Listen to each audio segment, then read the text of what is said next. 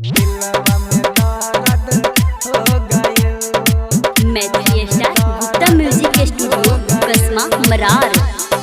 तू हंस के बोललू ए जान दिलवा दीवाना हो गइल। अच्छा तू हंस के बोललू ए जान दिलवा दीवाना हो गइल। तोहरा प्यार में पागल, तोहरा प्यार में पागल, दिल ही दीवाना हो गइल। तू हंस के बोललू ए जान दिलवा में दर्द हो गइल।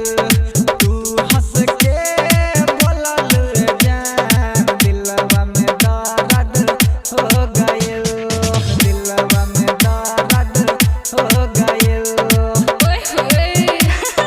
Music director Monu Monu Maithili star Gupta music studio कसमा मरार।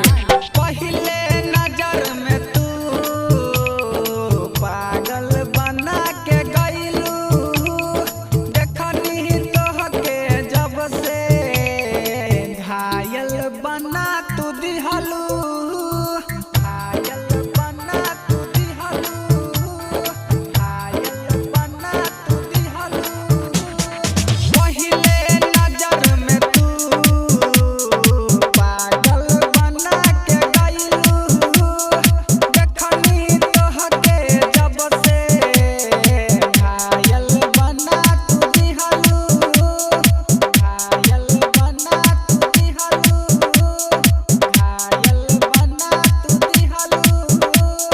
तोहसे मिलनी जब से जान रातिया के सपना पूरा भइल। अच्छा तोहसे मिलनी जब से जान रातिया के सपना पूरा भइल। तोहरा प्यार में पागल, तोहरा प्यार में पागल, दिल ही दीवाना हो गइल। तू हंस के बोललू ए जान दिल ही दीवाना हो गइल।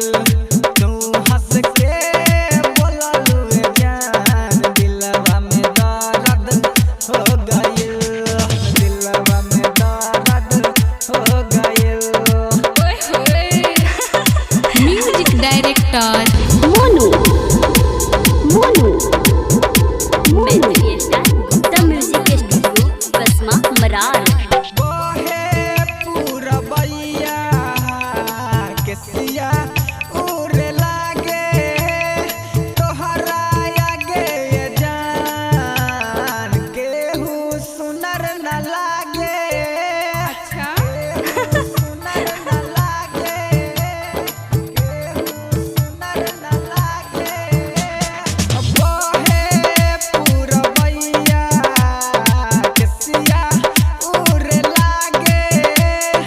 तोहरा आगे ये जान केहू सुनर न लागे। केहू सुनर न लागे। केहू सुनर न लागे।